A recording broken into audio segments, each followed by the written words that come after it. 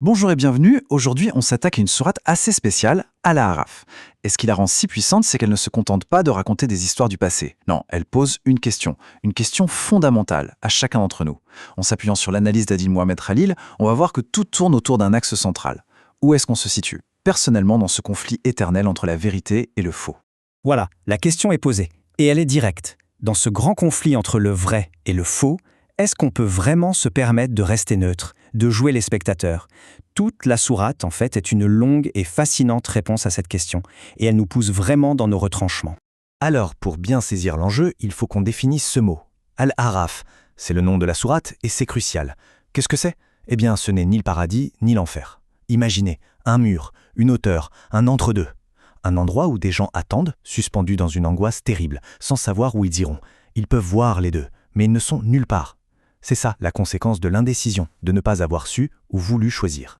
Ok, alors pour comprendre la nature de ce choix si important, la sourate nous fait remonter le temps. Et pas qu'un peu, on repart au tout début, bien avant que le premier être humain ne pose le pied sur Terre. C'est là que tout a commencé.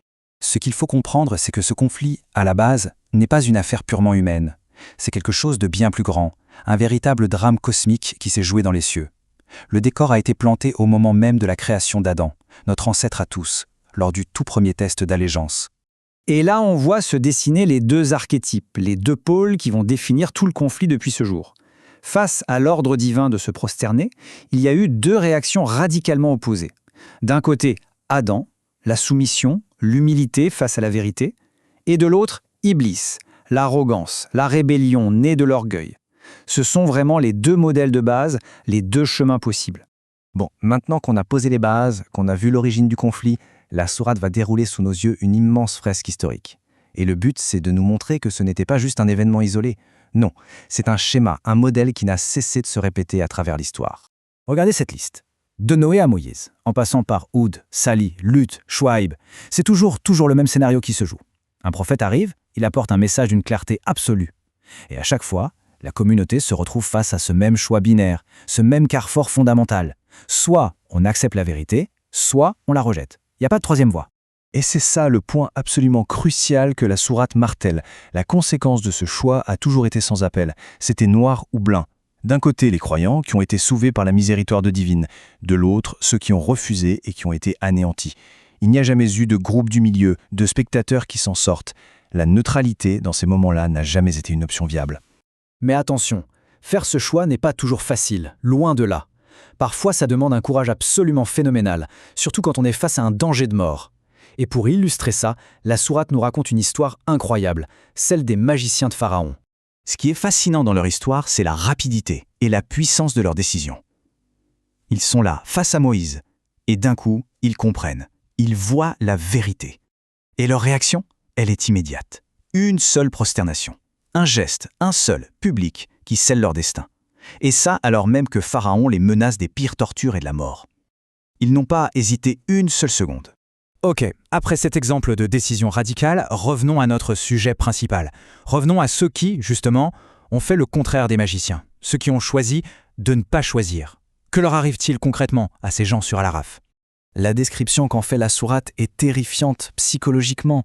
Imaginez-vous, ils sont là, sur cette barrière, assez haut pour voir le bonheur des gens du paradis, et ils espèrent tellement les rejoindre. Et en même temps, ils voient les souffrances de l'enfer, et ils supplient Dieu de ne pas les y envoyer.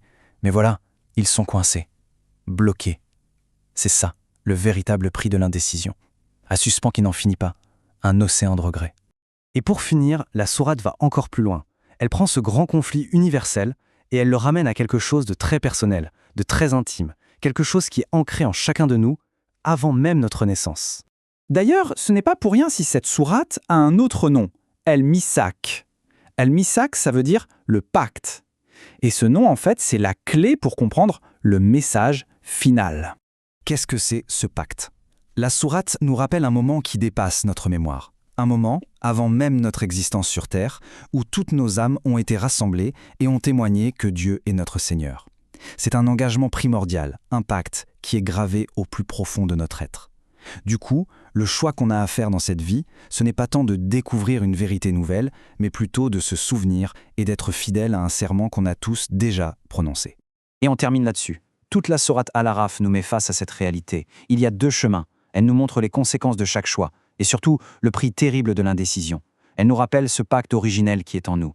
Au final, le conflit est là, il est éternel. Le choix, lui, est absolument inévitable. La seule question qui reste, et c'est la plus importante, c'est de quel côté se tient-on ?